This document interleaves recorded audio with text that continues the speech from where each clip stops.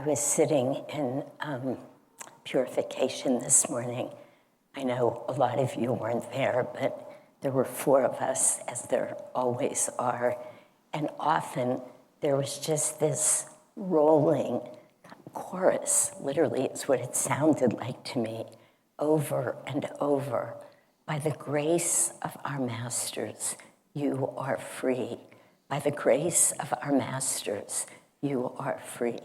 By the grace of our masters, you are free. It was so beautiful. I just felt like it was flowing through me. Of course, it's absolutely the truth that it is by the grace of the masters.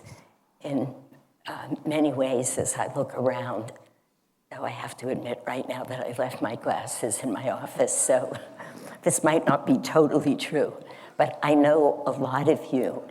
And I think the question, do we need a guru, is a rhetorical question for us, because for anybody who's already on this path or any path, but here, and you've taken discipleship, as I know many of you have, you already know the answer to that of course we need a guru, assuming that our goal in life is to know God in everything, to have an experience of the divine, to attain self-realization. And of course, again, for those of us on this path, we've chosen a path of self-realization, of getting to that point of knowing beyond any doubt that God is with us, body, mind, and soul. There's that now famous, I've never heard this talk given this week, week 30, by anybody, that they don't mention Swami Kriyananda's wonderful response many years ago when somebody came up to him after a talk and said to him, I'm not sure that I even believe in God. I don't believe in all of this. Do I need a guru? And Swamiji looked at him and he said, no, you don't need a guru. It sort of stopped everybody, all of the disciples who were around him, all of those who had already dedicated themselves to wanting to feel that love of God through these gurus. They were there with Swamiji. No, he said, you don't need a guru. But if you want to know God, then you need a guru. And we say it so often, but to really, at least once a year, but usually more often, but to say it and to feel those words, if you want to find God, all of what God is, all of the manifestation of love, of kindness, of compassion, of spiritual power, of contentedness, if you want to have an experience of those pure qualities, yes, then you need a guru. He wasn't equivocal about it. He just said it outright. But as soon as we start asking the question and trying to answer it with our minds, we've lost the battle. It's not a question that can be answered logically. It's not a question that we can study. I won't ask you to raise your hands, but if you've ever tried to convince anybody of the guru's power or the necessity of needing a guru when they don't feel they do, I promise you the minute you enter the battle, you've lost. It's impossible. It's an experience of the heart. I don't know why the words came to me just early this morning. So I played the song. Swami Kriyananda, as you probably all know, wrote many songs. He wrote somewhere near 440 or 50 pieces of music. But one of those songs is called What is Love? And it's so beautiful. And it says, and I've asked about 3 people, could you just come up and sing it? But all so far they've said no, so I let go of that idea. I didn't ask Karen. If I had seen her, I might have. Because it really speaks to this. What is the guru? What does that mean? What are we looking for? Why do we need that? And Swamiji wrote this beautiful, beautiful song. What is love? Is it only ours? Meaning, does it only exist at this human level? Or is love dancing in the flowers or loving in the flowers, whispering in the flowers, that whatever that word is? But think of it. What does that mean? Obviously, he was implying, yes, what does it mean to whisper in a flower? And how does that express itself? It just so happens that I walked out today and I was really struck by this altar. There are, wait.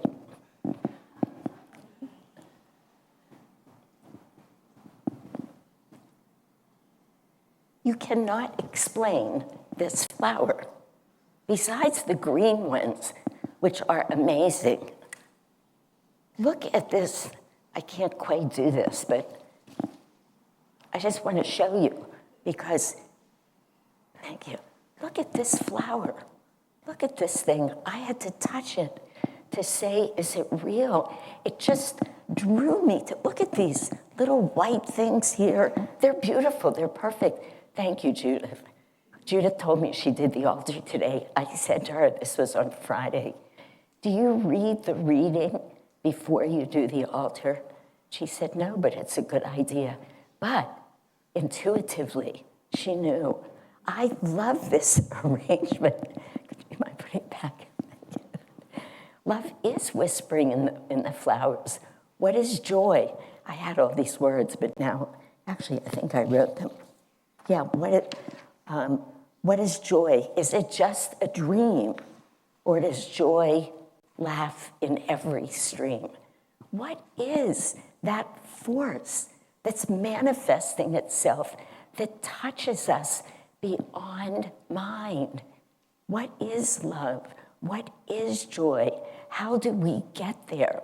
We don't know. I was watching a talk a couple of weeks ago, a short little talk by Sadhguru. It's interesting because I've only watched maybe 2 of his talks, but somebody had pointed this talk out to me. I had no idea what the topic was for today. I really didn't, not until yesterday. This was a while ago. But he's got a sort of a little bit of a precious side to him at times. I noticed it more in this talk. But he was saying to people, you need a guru. And he said, look at the English alphabet. The English alphabet, he says, has 26 alphabets. He meant letters, but it was very cute that he said alphabets. 26. He said, if you didn't have a teacher, could you learn them? And then he gives this big belly laugh, and he goes, that's the answer. No, we need people to teach us that which we don't know. We need people or a force, something to show us as we enter uncharted territories. For any of you who have ever done high altitude treks, would you even consider it without a Sherpa? Who of us gets in the car without our phone for GPS these days? We're looking for guidance everywhere. And yet, as Swamiji says so beautifully in this reading, there is this resistance when we think it's coming through what looks like another human being. But these great souls, these avatars, but even great saints, who maybe are not avatars, but who come and they can teach us and show us, every one of them has a guru. Every one of them, every one of these souls that we put our lives in their hands, or we feel their love manifesting in all ways, not without any judgment, as they watch us entertain how many delusions in a life, how many delusions in a day or in an hour does anybody find themselves saying, wait a minute, I don't want to go there. You know, I was recently giving a talk at SRW, and I was talking about getting the ego out of the way. I was talking about getting to that point where you have practiced so much that it's fluid and it's real, that it's God serving God. And I was talking about serving different people, and when you get to that point where it's not Shanti giving anything to anyone, it's God giving to God, and what that felt like. But I wanted to make another point, and as I went to open my mouth, I heard the word I about to come out. Here I was just making the point that I was sick of hearing the word I. So there I was in front of God and gurus and the whole world just about watching Spiritual Renewal Week. And I said, no, get thee behind me, talking to myself, giving the talk on the very subject. And here it comes, delusions. They see all of that. They don't judge us. They see love. They see perfection. And that is what they're helping us to attain in a world where Maya, where delusion, I missed the point, but I'm going to come back to it. Maya and delusion are so real. They are part of the divine force. They're intelligent. They're informed. Maya, all of the delusions, they have great intentions. They're coming to say, stay here, stay with me. Let money be your God today. You who want to study and learn, let books be your God. Even you who want to sing, if it's not done with right attitude, let music be your God. That's good. That's how you want to be. And then the guru calls us, touches our heart. We walk in and we see a flower that's impossible. And when something's impossible, without a thought, we give it to God. It's all this stuff that's doable that gets us into trouble because we actually think we're doing it. So many delusions being forced upon us by an intelligent, clear force that has intention and power. And here's the guru trying to say, no, that's the force of darkness. I will take you into the light. I will take you. I know. I have traveled this path. You don't know. You're going to trip on a rock. You're going to fall over the side. You're going to get wet in the stream. So many things can happen. But I will walk you through this minefield of Maya. I will be your living guide. And if we want to know that experience, that joy everywhere, that love, that pure kindness, not looking person by person and figuring it out. Do I like their personality? Have they treated me well? On and on and okay, oh yeah, they passed, I'll love them. No, they tried to trick me once, they criticized me. I'll hold my heart back. No, that's not what the gurus do with us. These are all the things that we need to learn. And what I started to say before that is so important is that they themselves have gurus. There's that passage from the Path that, again, many of us have read, where Swamiji's describing what happened when somebody said to Master, I hear you have a lot of disciples, or some such comment.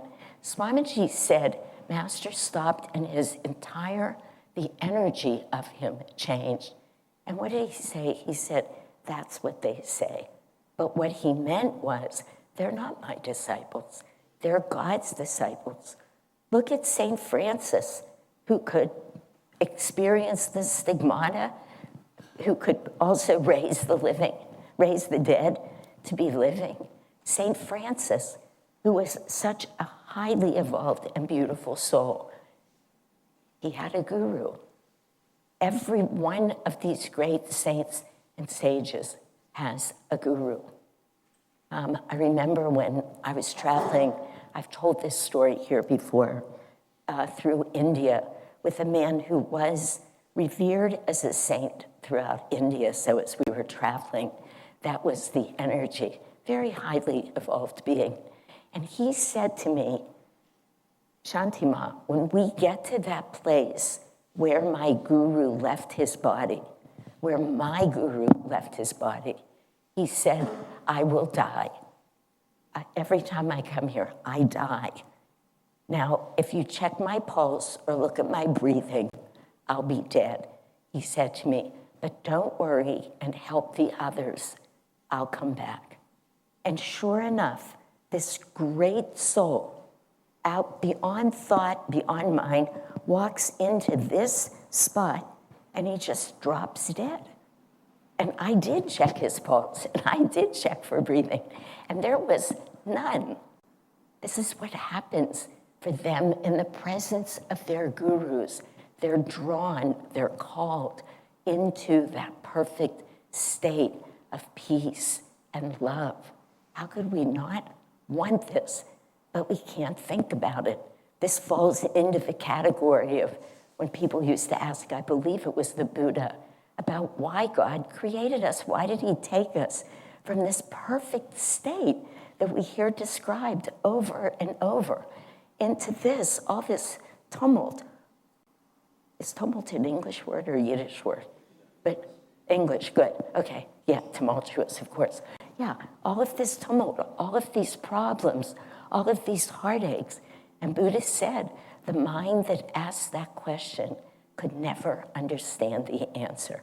He wasn't criticizing one mind. He was saying it's beyond mind. He was saying, look to the guru. All they want is for you to be your highest, your most expansive self. I wanted to read this reading from Sister Gyanamata's book, God Alone. It was in a letter that she was writing to another disciple. And most of us know she had a beyond human experience relationship with Yogananda. She was his most highly evolved female disciple. Beautiful soul, beautiful soul. She wrote this. She said, I did not mistake the guru-disciple relationship for a friendly one or a spiritual one, nor one for work or service, nor for pleasure. It is solely spiritual, so deeply spiritual that it passes away beyond my sight and understanding. So spiritual that it is beyond words.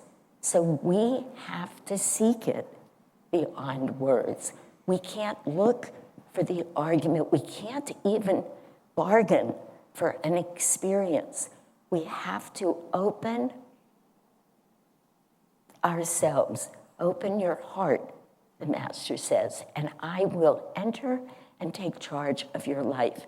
Then over and over and over, by the grace of our masters, we are free. All we need to do is realize it. All we need to do is practice what they've given us. Master said, if you practice 1% of my teachings that I've given you, 1%, you can be free. This is not hard. It's already ours, but we need that magnetic force, that dispeller of darkness, because we can't do it on our own. We are too drawn to Maya, and we often don't even know it. We're often proclaiming we're free, and then suddenly the word comes, and we don't always remember to be like Jesus and say to that which we're protecting, get behind me, Jesus said, and I will guide you through this experience into perfect light.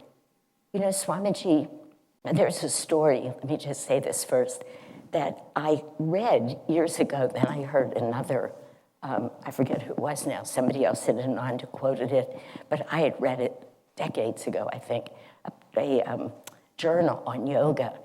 And this man who was writing this article was saying, people are always asking, where are the great gurus of our time? Where are they? And he said, the question we should all be asking is, where are the great disciples? And are you one of them? Because we've been told over and over, the guru will come when the disciple is ready. If we can have that faith that the guru is there for us to help us dispel all the darkness of this human experience, all we need to do is keep moving forward. We need to get more present when we meditate. Master also said, if you practice Hong Sa, the first meditation technique we're given, most people in the room have it. We could teach it to you after service. Hong Sa, I am that. I am spirit. Master's words, Yogananda's words. If you practice it for 2 hours, you can be free. So we have everything we need. I mean, that's one little technique of everything we've been given. I'll just finish with this. Swami Kriyananda used to constantly tell and retell, particularly in the last years of his life. I mean, we all talk about this, the story of how he met Yogananda. And it's quite a story. He read the autobiography, he gets on a bus, he takes that bus all the way to California, and he says to Master, I want to be your disciple. Just, if you read that story over and over, if you listen to Swamiji, night after night after night sometimes, and I've said this before, I know, he would always tell it like we had never heard it. And he didn't say, I know I told you this, like I do. No apologies. He told the story over and over. Why was he telling us that story? Certainly to show us what it looks like to dive into your discipleship, certainly. But also, in some ways, just saying over and over and over, I am the disciple of a great guru. Many of us are disciples of these great gurus. We are all disciples of God because every one of them, Jesus, Krishna, Buddha, Moses, doesn't matter the religion that we've made out of it. They would say, it's all God. My role is to take you there. So would we get there otherwise? Yogananda tells us we've already been doing this for 10 million years. I would assume most of us are a little tired of it. So why don't we grab the coattails of somebody we know where they're going? We've seen it. They've shared it with us. It's in their poetry. It's in their books. It's in their music. We feel their love. It's in the flowers. It's in joy. It's in the streams. Yes, that is what we want. And yes, without a doubt, we need their help to go there. God bless you. Long I've called you, my Lord. Long I've called you. Many years I have longed for your sight. Bathe the darkness with tears of devotion,